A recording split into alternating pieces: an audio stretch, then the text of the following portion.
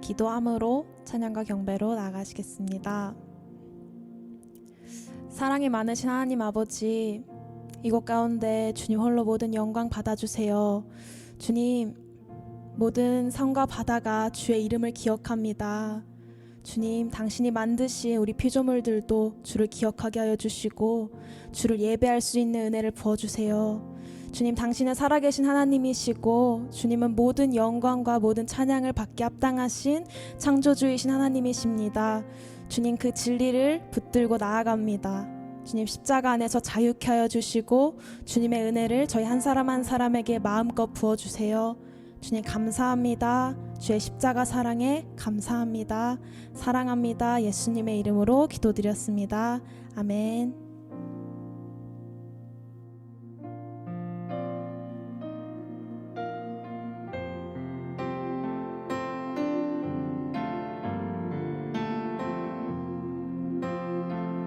내 구주 예수님, 내 구주 예수님, 주 같은 분 없어요. 내 평생에 찬양해요. 놀라운 주의 사랑을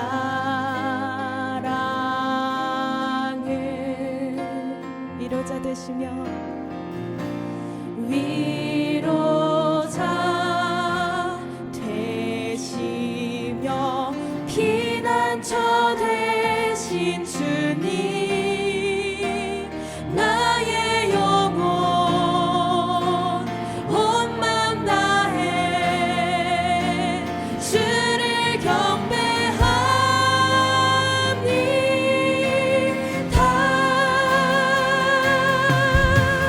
온 땅이여 주님께 외쳐라. 능력과 위엄의 왕 되신 주, 산과 바다 소리쳐 주의 이름을 높여요. 주 행한 일 기뻐 노래하며 영원히 주님을 사랑하리라. 신실하신 주의 약속 나 받았네. 내 구주 예수님, 내 구주 예수님, 주 같은 분 없어요. 내 평생에 찬양해요. 놀라운 주의 사랑을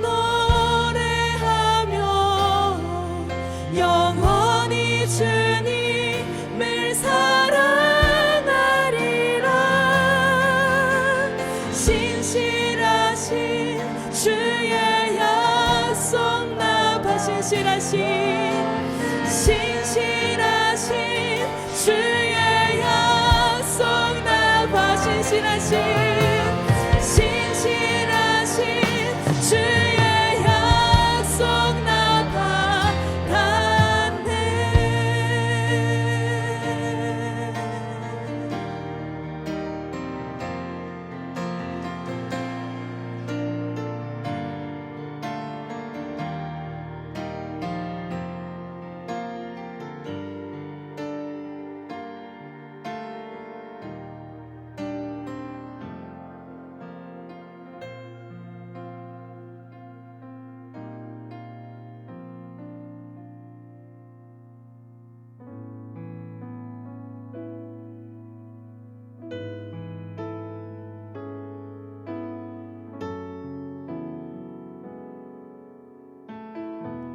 주발 앞에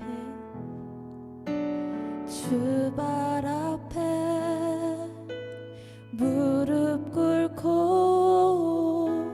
그 사랑에 남겨요. 어떤 말도 그 어떤 소리도 주발 앞에선 참참해져요.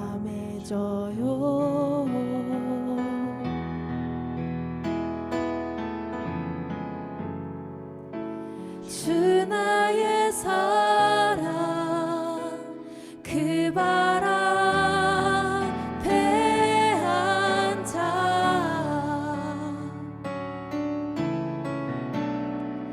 내 모든 기도로 사랑의 노래 드려요.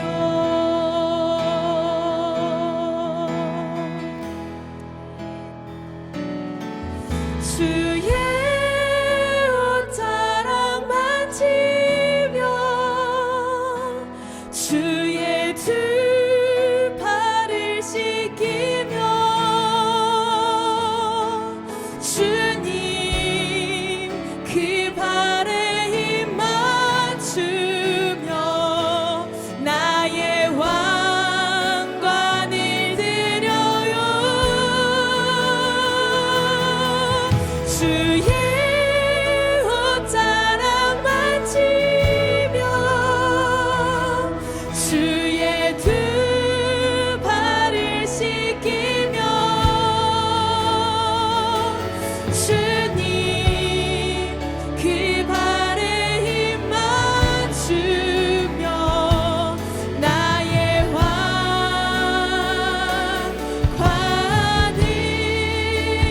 드려요. 주의 옷자락 만지며 주의 두 발을 씻기며 주님 그 발에 힘 맞추며 나의 왕관을 드려요. 주의 옷자락 만지며 주의 두 발을 씻기며 주님 그 발에 힘 맞추며 나의 왕관을 드려요. 주의 옷자락 만지며 주의 두 발을 씻기며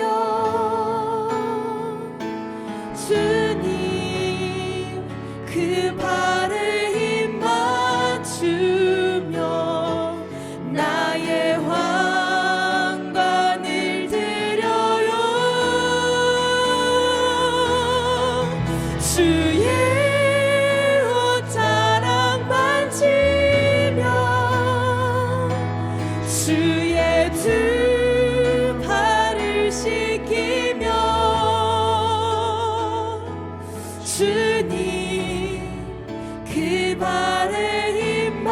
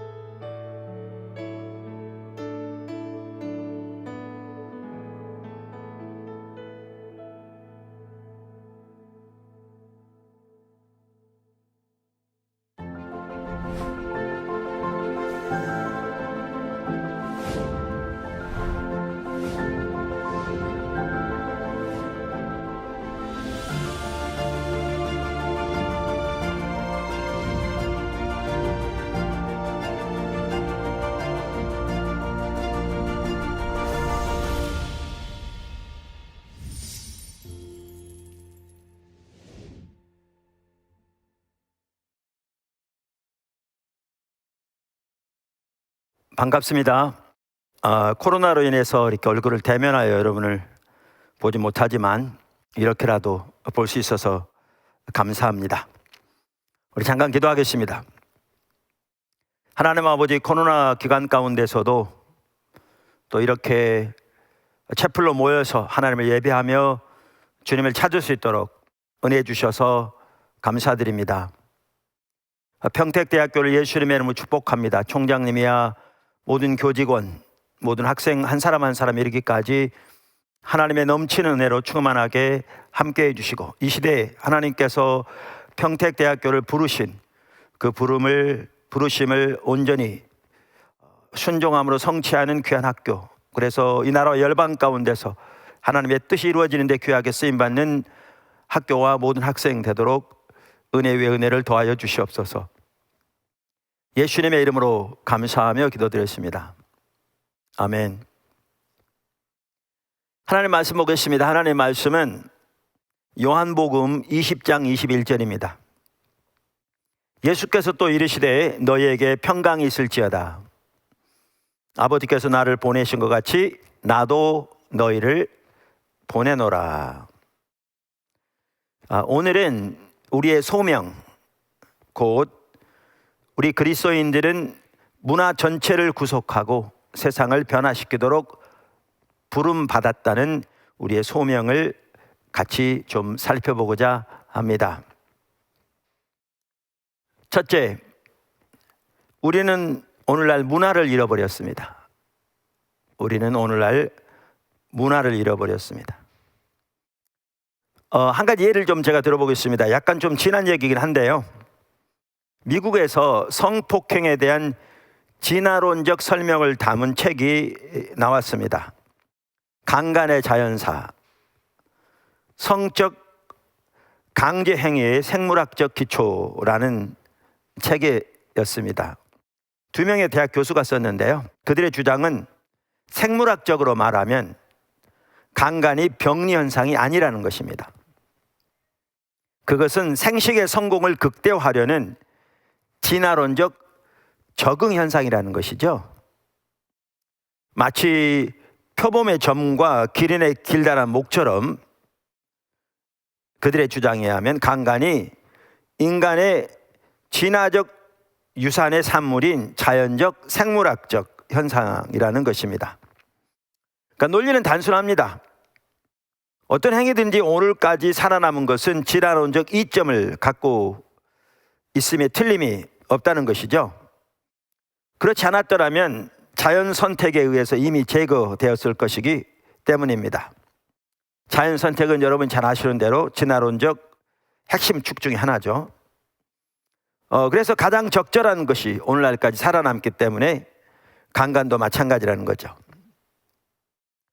그 책의 공저자인 랜디 소운힐이라는 교수가 미국의 국립공영방송에 출연했다가, 그러니까 분노의 전화를 수없이 많이 받았죠. 그 방송 그 기간 중에도. 근데 그는 계속해서 이렇게 답변하는 게 진화가 옳다면 그 결론은 당연하다는 것이었습니다. 한 가지 좀 웃지 못할 사건이 있었는데요, 그 소운힐이 당시 페미니즘 운동의 지도자 가운데 하나였던 수잔 브라운 밀러와 대면했을 때 있었던 일입니다. 수잔은 그 수년 전에 강간 문제를 다룬 우리의 의지에 반하여라는 영향력 있는 책을 저술한 사람이었거든요. 당연히 그녀는 강간 문제를 강력하게 반대했겠죠. 그랬더니 소운힐은 자기가 생각해낼 수 있는 최악의 모욕을 퍼부으면서 그녀가 마치 극단적인 종교적 우파와 같은 소리를 하기 시작한다고 반박한 것입니다. 문제가 뭐냐면 이야기인즉슨 그녀도 철저한 진화론을 믿는 사람인데 진화와 진화론적 윤리를 믿는다면, 그리고 그 윤리가 가지고 있는 전제를 받아들인다면 자기들이 내린 결론이 강간에 대해서 당연한 결론이라는 점입니다. 이건 한 가지 예에 불과합니다.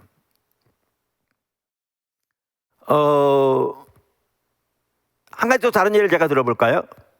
1952년 미국의 대법관 윌리엄 더글러스가 이렇게 말했습니다. 우리는 헌법상 절대자를 전제하고 있는 종교적 국민이다. 미국에 대해서 한 얘기죠. 그 당시 아무런 반향도 일으키지 않았습니다. 그 당시 대부분의 미국인들은 당연히 그렇게 믿고 있었기 때문에요. 그런데 불과 40년 남짓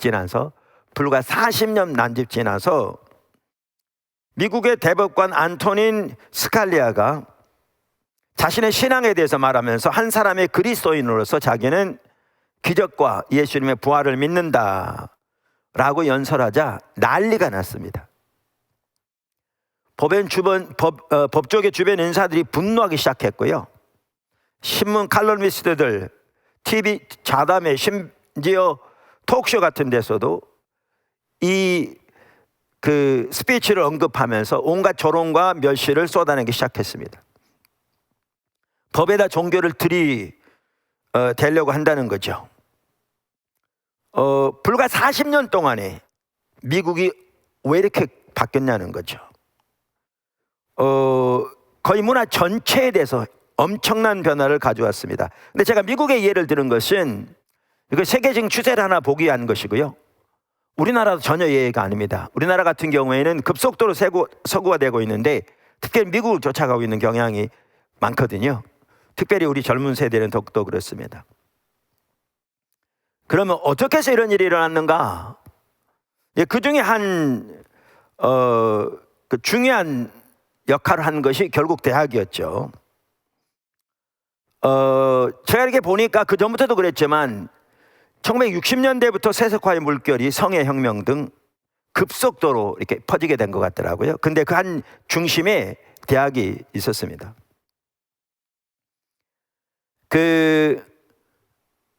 그리스도인은 어떻게 살 것인가 라는 책에 보면 찰스 콜슨이 그렇게 얘기하더라고요. 1960년대 이전에는 대학만 하더라도 일부 지식 엘리트만이 갔는데 60년대부터 젊은이들이 대규모로 대학을 가게 되었다. 그래서 대학 진학률이 급격히 상승하게 되었다. 그러면서 대학에서 동전을 찍어내듯이 이제 사람들을 배출해낸 거죠. 그러면서 그 당시 대학에는 포스트 모더니즘의 선교사격인 실존주의 철학이 캠퍼스를 휩쓸고 있었는데 이에 심취한 젊은이들은 인생은 부조리하고 의미 없으며 개개인이 자신의 선택에 의해 자신만의 의미를 만들어내야 한다고 목소리를 드높였다. 이렇게 말합니다. 그러면서 선택이라는 말이 궁극적인 가치로 격상되면서 어떤 행동을 정당화하는 유일한 근거가 되었다는 것입니다. 그러니까 실존주의 철학에서 핵심이 이 선택이라는 단어인데 이 선택이라는 단어가 궁극적인 가치를 가진 것으로 인정되고 어떤 행동을 정당화하는 유일한 근거가 이 선택이 되는 겁니다. 선택이 되는 겁니다. 저는 철학자가 아닙니다. 저는 목회자입니다. 잘못하면 여기 교수님들도 계신데 번데기 앞 주름 잡는 것인데 간단히 이 실존주의 철학에 대해서 이 부분과 관련해서 이렇게 말씀을 드리면 실존주의 철학은 모든 개인을 홀로 내던져진 자율적인 자아로 봅니다. 자율적인 자아로. 그래서 사람들은 각자 자기 스스로 선택을 함으로써 아까 선택이라는 이 단어가 매우 중요하다고 그랬잖아요.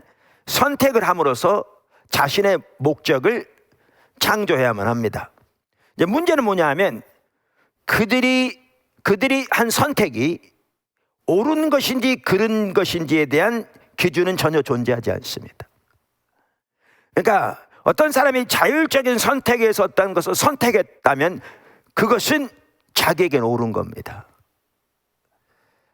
사실 이 실존주의 철학 배후에도 자연주의 철학이 이 기초를 가지고 있는데 즉 이 우주의 궁극적인 실제가 그러니까 이 우주가 궁극적인 실제라는 겁니다. 하나님의 창조도 하나님도 존재하지 않는 인정하지 않는 것이죠. 그러니까 하나님이 존재하지 않으면 옳고 그름에 대한 기준은 있을 수 없습니다. 참다운 진리도 존재할 수 없습니다. 그러니까 실존주의 철학에서는 선택이 궁극적인 그 가치로 격상된 거죠. 그러면서 그 실존주의는 진정한 개인이 되기 위해서는 외부의 모든 권위에서 자신을 해방시켜야 하고 자기들은 자신의 선택을 해야 한다, 이렇게 주장하는 겁니다. 우리가 이런 철학 얘기하면 뭐 쩍쩍쩍 그래서 골치 아프다고 생각할 수 있습니다. 여러분 학생들은 좀 덜 그럴지 모르는데, 근데 이게 단순히 세계관이 철학적인 문제가 아닙니다. 우리의 삶과 밀접하게 관련이 있는 것입니다. 자, 그럼 이런 실존주의 철학이 예를 들면 미국 공교육에 도입되면서 어떠한 결과들을 오늘날 가지고 있는가, 한 가지 예만 들어보겠습니다. 선생님들은 학생들에게 더 이상 옳고 그른 것을 가르쳐서는 안 됩니다. 사실 한편은 옳고 그른 것이 존재하지 않기 때문입니다. 그들의 가치관에서는, 세계관에서는. 학생들은 각자 자기들이 자율적으로 무엇이 옳고 무엇이 그른지를 결정해야 합니다. 그리고 그 학생이 결정한 것이면 그것은 그에게는 옳은 것이지요. 이렇게 학생들이 각자 자기들 개개인이 옳고 그르는 것을 결정하는 자율적인 자아라고 배우게 되니까 더 이상 그들에게 가르칠 수 있는 상황이 되지 않는 거죠, 선생님들의 입장에서는. 그러다 보니까 당연히 그들에게는 모든 외부적인 도덕 기준에 대한 책임감이 상실되게 되는 것이지요. 한 번은 한 교사가요, 성취도가 매우 낮은 중학교 2학년 학생들에게 가치교육 프로그램을 사용하면서 그들에게 좋아하는 것이 무엇인지, 그들이 선택하는 좋은 것이 무엇인지를 열거해보라고 했답니다. 그랬더니 뭐라고 말했느냐 하면 섹스, 마약, 음주, 결석 등이 나왔답니다. 당연히 학업 성취도가 떨어지는 건 당연하겠죠. 문제는 그 교사가 충격을 받았지만 아무런 일도 할 수 있는 힘이 없다는 겁니다. 왜냐하면 학생들이 자기들의 선택에 의해서 자기들의 가치를 명료하였기 때문에 지시를 내릴 수 없는 비지시적 프로그램으로는 교사가 학생들에게 좀 더 높은 것을 지향하라고 도전할 방법이 전혀 없었던 것이죠. 이러한 실존주의에서 이제 조금 더 나아가면 포스트 모더니즘인데, 오늘날은 전 세계 가운데 포스트 모더니즘 사고가 팽배하죠. 그런데 포스트 모더니즘에서는 그 자아조차도 이제 인종, 계급, 성별의 세력들 간의 상호작용으로 용해돼 버립니다. 그러니까 포스트 모더니즘의 핵심적인 것은 인종, 계급, 성별 등입니다. 그래서 이러한 개인들을 종족 집단 속으로 용해시켜버리는 거죠. 용해시켜버리는 거죠. 우리가 잘 알듯이 포스트 모더니즘에서는 객관적이고 보편적인 진리란 존재하지 않습니다. 그러니까 아까 말씀드렸잖아요. 인종, 계급, 성별, 이런 집단들만이 존재하는 거죠. 그래서 미국 흑인 예를 들면 여자들, 동성애자들, 뭐 남미계 등등등등, 그리고 그 어느 집단이건 그 집단 고유의 관점만 있을 따름입니다. 진리는 더 이상 존재하지 않고, 그리고 포스트 모더니즘에서는 그 집단 고유의 관점만 존재하는데 모든 관점, 모든 생활 양식, 모든 신념, 모든 행동은 다 동일한 가치를 가집니다. 동일한 가치를 가집니다. 다 자기들에게 옳은 것입니다. 이러한 세계관, 이러한 가치를 가진 그러한 그 사조 가운데서 대학 교육을 받으면서 학생들이 한쪽에는 졸업장, 한쪽에는 이러한 실존주의 혹은 포스트 모더니즘적인 세계관으로 무장된 마치 동전처럼 찍어져서 나오는 거죠. 그리고 그들이 졸업 후에 경영자가 되고 정치 지도자들이 되고 주요 신문, 잡지, TV, 스튜디오 언론인들이 되고 각 사회 분야에 위치하면서 오늘날의 세계는 우리 기독교인들의 입장에서 보면 상상할 수 없을 정도로 세속화되어 버렸습니다. 전 영역에서. 한마디로 말해서 우리는 문화를 잃어버렸습니다. 우리는 문화를 잃어버렸습니다. 그 낸시 피어시라고 완전한 진리란 책, 아주 귀한 책입니다. 여러분 꼭 보셨으면 좋겠습니다. 거기에 보면 한 번은 하원 의원이 자기에게 한 말이 거기 인용되어 있는데 이렇게 얘기했습니다. 제가 1973년 낙태 허용 결정이 내려진 직후 정치에 투신하게 된 것은 그것이 도덕적 개혁에 이르는 가장 빠른 길이라고 생각했기 때문입니다. 글쎄요, 우리가 입법의 측면에서 일부 승리를 거두기는 했으나 문화는 잃어버린 셈입니다. 정말 의미심장한 얘기죠. 문화는 잃어버린 셈입니다. 둘째,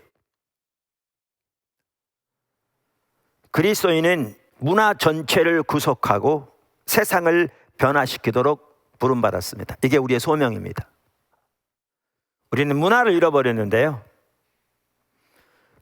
하나님께서 우리 그리스도인들에게 주신 소명은 문화 전체를 구속하고 세상을 변화시키라는 것입니다. 자, 그럼 첫 번째, 먼저 예수님의 십자가와 부활을 통한 구속은 모든 피조 세계를 새롭게 하는 것을 포함합니다. 예수님의 십자가 부활을 통한 구원 혹은 구속은 단순히 우리의 영혼을 구원해서 천국에 들이기 위한 것이 아닙니다. 당연히 그걸 포함합니다. 예수님의 십자가 부활을 통한 구속은 새로운 창조 세계의 완성, 우리의 부활, 마지막 원수인 죽음을 포함한 모든 악의 세력의 파멸, 하나님의 모든 약속의 성취, 영원한 샬롬을 포함합니다. 그래서 그 모든 것을 포함한 하나님의 모든 창조 계획의 실현을 포함합니다. 그리고 그 모든 새로운 창조의 역사는 예수님의 부활과 더불어 시작됐습니다.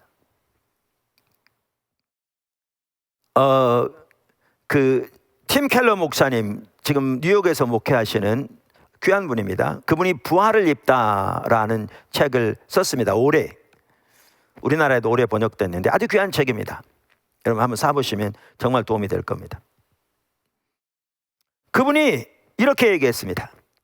예수님의 죽음과 부활이 오직 개인의 죄 사함만 보장하고 사후에 천국에 갈 길만 열어준다 해도 여전히 놀라운 진리일 것이다.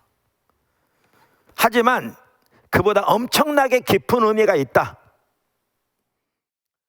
그러면서 마이클 호튼의 얘기를 언급합니다. 마이클 호튼은 장로교 신학자 중에 책을 30권 이상 쓴 세계적으로 잘 알려진 귀한 신학자입니다. 마이클 호튼은 자신이 근본주의 기독교 진영에서 자랐는데 거기에는 하나님 나라라는 개념 자체가 없었고 예수님이 부활하신 목적을 온 세상의 쇄신이라고도 보지 않았다고 했다. 그는 이렇게 썼다. 내가 자랄 때만 해도 구원이란 죽어서 천국에 가는 문제에 불과했다. 물론 우리도 몸의 부활과 영생을 믿었지만 약간 혼란스러웠다. 우리를 구원하는 것은 예수님의 죽음인가 아니면 부활인가? 십자가에만 초점을 맞추면 기독교가 개인에게 용서와 평안을 가져다 주는 것으로만 보일 수 있다. 다행히 호트는 예수님의 부활의 의미를 깨닫고 이렇게 말했다. 그러면서 아까 말한 팀 켈러 목사는 이제 약간 길지만 다시 마이클 호튼 박사의 말을 인용합니다. 배우고 나니 후련했다. 그리스도는 새로운 창조 세계의 시작이셨고 그분과 연합하면 그분께 벌어진 모든 일이 내게 이미 벌어졌고 지금 벌어지는 중이며 장차 벌어질 것이다. 또 나의 구원은 한 백성과 장소의 구속 안에 쌓여 있는데 그 백성은 하나님의 이스라엘이고 장소는 의가 거하는 새로운 창조 세계이다. 뭔가 설명하면요, 예수님의 부활을 통해 새로운 창조 역사가 시작되었다는 겁니다. 성경이 명확하거든요. 로마서 8장 등 여러 구절들을 보면.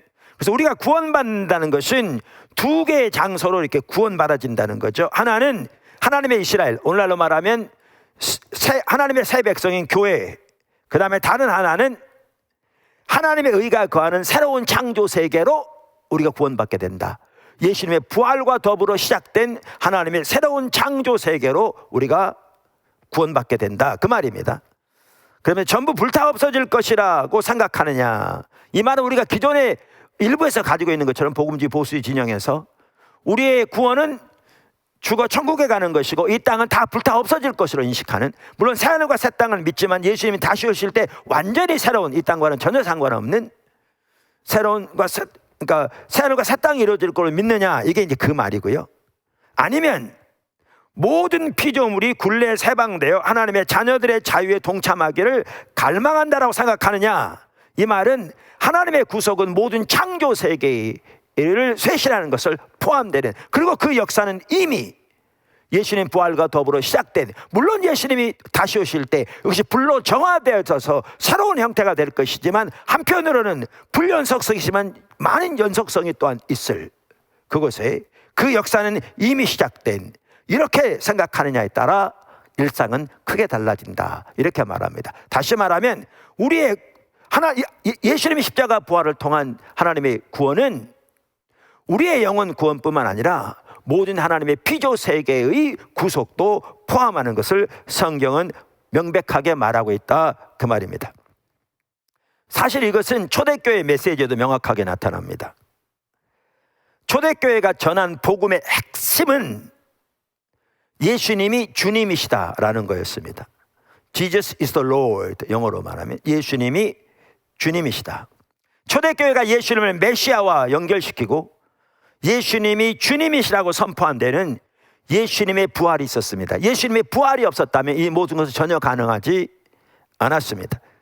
예수님의 부활이 이 모든 것을 가능케 했습니다.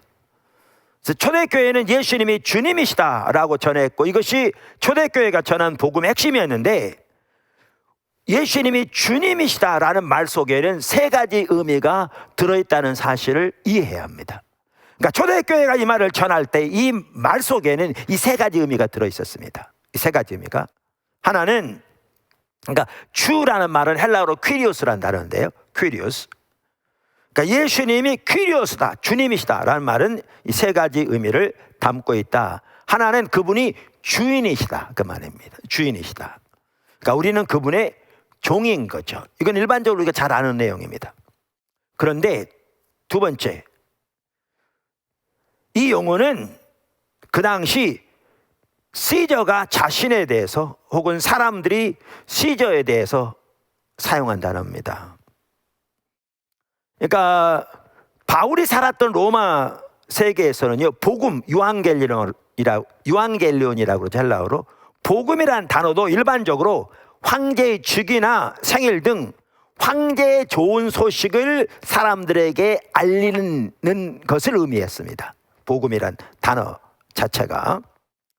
뿐만 아니라 그 당시에 로마의 동전이나 기념비에 새겨져 있는 걸 보아도 시저를 롤드, 퀴리오스라고 불렀고, 또 Son of God, 하나님의 아들로 표현한 것을 보아도 알 수 있듯이 그 당시 시저야말로, 로마의 황제 시저야말로 하나님의 아들로서 세상의 적법한 주인이라고 그렇게 선포되었습니다. 그래서 그 당시 퀴리오스란 단어는 시저에게 사용된 단어입니다, 그 시대에. 그런데 기독교인들은 시저가 아니고 예수가 퀴리오스라고 외치기 시작한 겁니다. 엄청난 내용이었습니다. 바울은 심지어 이 메시지를 로마에서도 외쳤습니다. 그리고 이 메시지로 인해서 초대교회는 많은 핍박을 받기도 했습니다. 더 나아가 이 말은 우리가 빌립보서 2장 9절 이하를 보아도 알 수 있듯이 예수님이 단순히 진정한 하나님의 아들로서 이 세상의 적법한 통치자인 퀴리오이실 뿐만 아니라 이 말 속에는 예수님이 온 우주의 주인이시며 예수님의 통치는 온 우주적 통치라는 것을 의미합니다.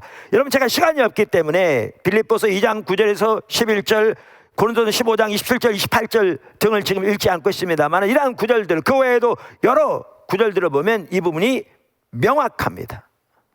명확합니다. 그래서 이승현 교수, 귀한 분입니다. 이분도 그 바울의 아담 기독론과 새 관점, 최근에 쓴 책인데요, 거기에서 이렇게 말합니다. 빌립보 교회가 속한 그리스 로마 제국은 황제 숭배 사상을 통하여 단일한 왕국을 유지하기 위한 종교 체계를 수립하였다.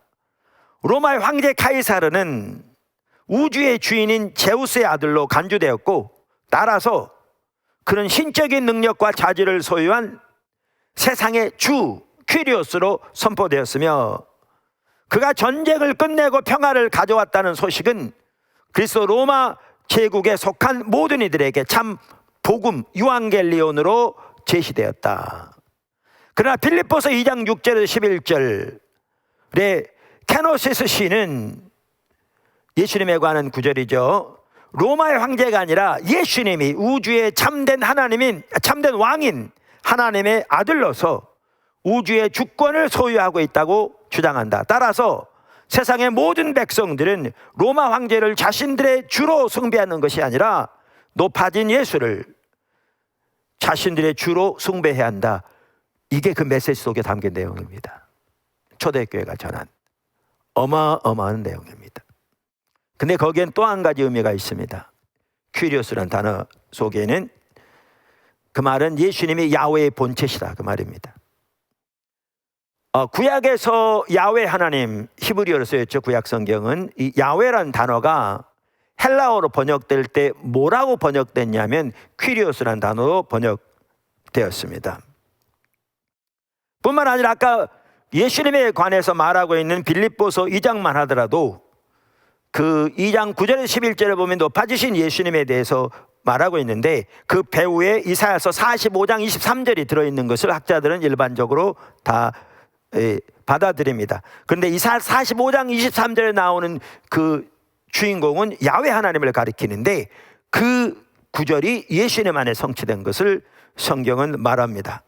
그래서 이 예수님이 주시다 라는 이 말 속에는 예수님이 하나님이시다 라는 의미가 포함되어 있습니다.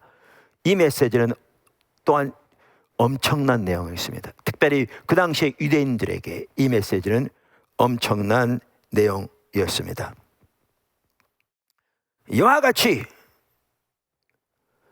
예수님을 통한 구속은 단순히 우리의 영혼을 구원해서 천국에 드리는 것이 아니라 하나님의 피조세계 전체를 구속하시는 것이 포함되고, 그것은 예수님의 부활과 더불어 이미 시작되었습니다. 작은 두 번째, 이게 오늘 이제 핵심입니다. 우리 그리스도인들은 문화 전체를 구속하고 세상을 변화시키도록 부름받았습니다. 할렐루야. 예수님의 부활을 이렇게 올바로 이해하고, 그리고 예수님을 통한 구속을 올바로 이해하면 우리의 소명이 무엇인지 또렷하게 이해할 수 있습니다.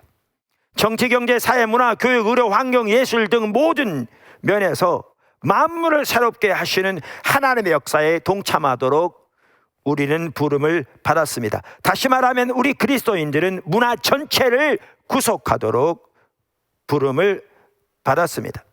이 일은 소위 이른 영혼에게 복음을 전해서 예수님께로 인도하는 대이임령과 창세기 1장과 2장이 말하는 하나님의 창조 명령, 문화 명령을 통합적으로 성취함으로 감당할 수 있습니다. 당연히 우리의 노력으로 되어지는 것이 아니라 이 일을 온 세상 가운데서 이미 하나님께서 행하고 계신데, 주님 안에서 성령의 인도를 따라 우리가 그 하나님의 행하심에 동참함으로 이 일이 하나님께서 우리를 통해서 이루실 것입니다. 이러한 문화 전체를 구속하고 세상을 변화시키는 이 일의, 그러니까 이 하나님의 역사의 핵심적인 영역이 바로 일터사역입니다. 문화명령, 창조명령의 핵심이 우리의 일을 통해 성취될 것이기 때문에 그렇습니다. 사실 그래서 포도나무교회에서도요, 주일에 계속 이 부분을 배워가고 있습니다. 좀 더 자세히 알기 원하시면 포도나무교회 홈페이지를 참조하시면 될 거고요. vinechurch.org나 com 다 됩니다. 그 문화를 구속하는 일은 우리의 일의 현장에서, 삶의 현장에서 그저 전도하고 신뢰를 인도하는 것 이상입니다. 중요합니다. 그런 부분도. 그러나 그 이상입니다. 문화를 구속하는 일은 그 영역을 참다운 진리인 하나님의 말씀의 토대, 즉 성경적인 세계관의 토대 위에 세우는 것입니다. 예를 들면 정치 영역으로 말하면 정치적 직무가 단순히 복음을 전하는 연단에 불과한 것이 아닙니다. 그 부분도 필요합니다. 그러나 우리는 또한 국가와 정치에 대한 성경적 관점을 실현하도록 하나님 앞에서 부름받은 것입니다. 우리가 이렇게 문화를 구속하려면 하나님께서 우리를 부르심의 영역에서 우리는 하나님의 말씀으로 무장되어야 합니다. 철저하게. 더 나아가 당연히 하나님과의 친밀한 교제 가운데 우리는 서야 합니다. 그러나 그뿐만 아니라 우리는 그 해당 분야에서 전문가가 되어야 합니다. 그래야 일이 가능합니다.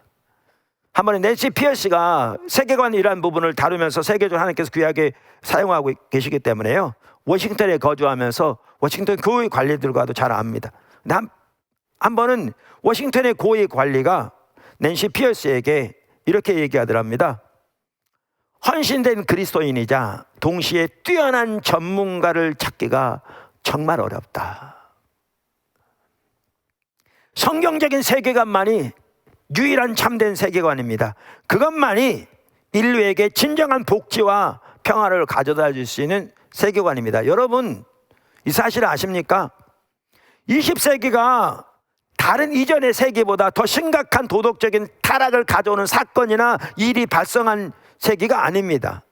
그럼에도 불구하고 20세기는 그 이전의 어떤 세기보다 더 많은 참혹한 피를 흘린 세기입니다.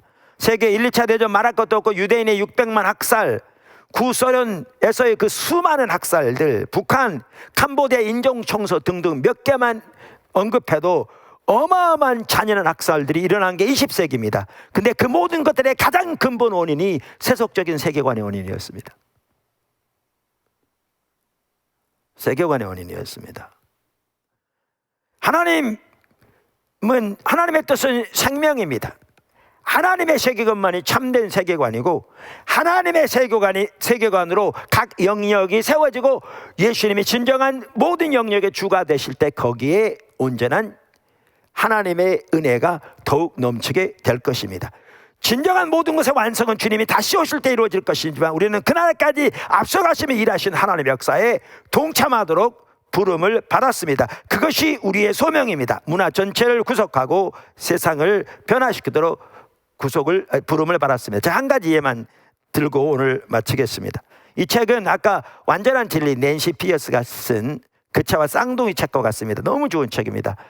이제 그리스도인이 어떻게 살 것인가, 찰스 코슨과 낸시 피어스가 공저한 책인데요, 여기에 보면 이 책에 467쪽에 이런 내용이 있습니다. 제가 잠깐 읽어보겠습니다. 데이빗 라슨이라는 분의 얘기인데요, 데이빗 라슨이 정신과 훈련을 받기 시작했을 때 교수 중 한 사람이 그의 길을 꺾으려고 이렇게 얘기했습니다. 데이브, 자네한테는 신앙이 중요한 문제지 안 그런가? 그렇습니다. 그렇다면 정신과 의사가 되려는 생각을 집어치우는 게 좋겠군. 정신과 환자들에게 종교는 해로울 뿐이거든. 왜냐하면 이 말이 무슨 말이냐면요, 정신과 의사와 심리학자들 사이에 전해 내려오는 전통적인 교훈을 지금 말하고 있는 겁니다. 이제 프로이드부터 시작되는 건데, 여러분 잘 아시다시피 프로이드는 종교를 보편적인 강박신경증 또는 유아적 무기력증 혹은 원시적인 자기도취의 회귀 등으로 이렇게 정의한 사람입니다. 그래서 프로이드 이후로 용어는 바뀌었지만 대부분의 심리학자들과 정신과 의사들은 종교가 정신건강에는 부정적인 요소이며 정신질환의 병증과도 관계가 있다는 가설을 믿고 있었습니다. 제가 아까 전도하는 거 이상이라고 말한 게, 만약에 내가 기독교는 정신과 의사라 그러면 거기에서 일부 사람들에게 전도하고 또 큰 병원이라면 신의회도 만들어서 섬길지 몰라도 그 정신과가 가지고 있는 그 바탕의 토대는 세속적인 가치관을 그대로 인정하고 받아들이고 그 토대에 의해서 일한다면 우리는 문화를 전혀 구속할 수 없습니다. 아까 이 얘기가 그 얘기입니다. 우리의 부름은 그 이상입니다. 그런데 데이비드 랄스는 중도 포기를 거부했습니다. 연구를 해나가면서 랄스는 매우 재미있는 패턴을 발견했습니다. 종교는 결국 정신질환과 관계가 없다는 것이었습니다. 사실은 그 반대라는 것입니다. 종교는 실제로 정신질환으로부터 사람들을 지켜주고 있다는 것을 과학적으로 발견한 거죠. 이러한 통찰로 인해서 랄스는 자신만의 연구를 계속하게 되었고, 오늘날 그의 업적은 관련 분야 전체에 영향을 미치고 있습니다. 관련 분야 전체. 뉴욕타임즈는 이렇게 말했습니다. 점점 더 많은 심리학자들이 그들의 개인 생활의 속에서는 아닐지라도 적어도 그들의 데이터에서는 종교를 많이 찾고 있다. 자기들은 예수를 안 믿을지 몰라도 그들의 데이터 혹은 그들의 직업에서는 종교를 찾고 있다, 그 말입니다. 한때 심리학에서 좋게 말해줘도 진기 없는 주제였던 것이 이제는 다시 태어나 과학적 탐구의 주요 주제가 되고 있다. 그래서 데이터에 의하면 종교는 정신병과는 거리가 멀고 오히려 정신건강, 신체건강, 가정결속 그리고 사회질서에 유익하다고 증명된 겁니다. 이러한 영향 중에 하나인데, 하버드 대학교의 허버드 벤슨 교수는 의사들이 영적 차원의 잠재된 치유력을 인식할 때가 되었다고 말합니다. 참고로 벤슨 자신은 전혀 기독교인이 아닙니다.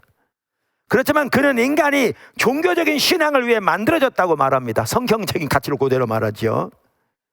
그러면서 우리들은 하나님께 맞추어져 있다. 우리의 유전자 청사진은 무한한 절대자를 믿는 것을 우리 본성의 일부로 만들어 두었다고 그는 말하는 겁니다. 그래서 이는 인간의 영혼이 하나님과의 교통 속에서 살도록 만들어졌다는 성경적인 주장을 비신자가 과학적인 걸 토대로 말하는 건데, 이러한 것에 영향을 미친 중대한 한 사람이 데이비드 랄슨 같은 사람입니다. 이게 문화 전체를 구속하고 세상을 변화시키도록 부름받은 한 기독교인의 소명 감당하는 모습입니다. 마칩니다. 오늘날 우리는 기독교인으로서 문화를 잃어버렸습니다. 오늘 한국교회 심각합니다. 이 면에서 본다면 저도 큰 책임감을 느낍니다. 그런데 하나님은 예수님의 십자가 부활을 통해 우리의 영혼 구원뿐만 아니라 창조세계 전체의 구속을 이미 시작하셨습니다. 그리고 우리 그리스도인들을 문화 전체를 구속하고 세상을 변화시키도록 부르셨습니다. 그게 저와 여러분의 소명입니다. 그게 평택대학교의 소명이고 여러분 모두의 소명입니다. 그러려면 아까 말한 대로 성경적인 세계관, 하나님의 말씀으로 철저히 무장되고 하나님과 친밀한 교제 가운데 서야 할 뿐만 아니라 전문가가 되셔야 합니다. 그래서 주님 안에서 성령의 인도를 따라 하나님 행하신 이 위대한 일에 동역자로 동참하면서 하나님의 지혜를 따라 순종할 때 하나님께서 여러분을 통해서 엄청난 일을 이루실 것이고, 그렇게 평택대학교가 세워질 때 세상의 빛으로서 정말 주님이 주신 소명을 감당하게 될 줄로 믿습니다. 기도하겠습니다. 하나님 아버지, 우리 향한 하나님의 부르심을 선명히 보게 해주셔서 너무너무 감사합니다. 평택대학교를 예수님의 축복합니다. 한 사람 한 사람 모든 학생들을 예수님의 이름으로 축복합니다. 정말 주님의 그 부르심 비전을 선명히 발견하고 주님의 소명에 순종하는 한 사람 한 사람 되게 도와주셔서 문화 전체를 구속하고 세계를 변화시키도록 부르신 하나님의 그 소명을 우리 모두가 감당함으로 그 하나님의 뜻이 이 나라와 열방 가운데서 온전히 이루어지게 하옵소서. 예수님의 이름으로 감사하며 축복하며 기도드렸습니다. 아멘.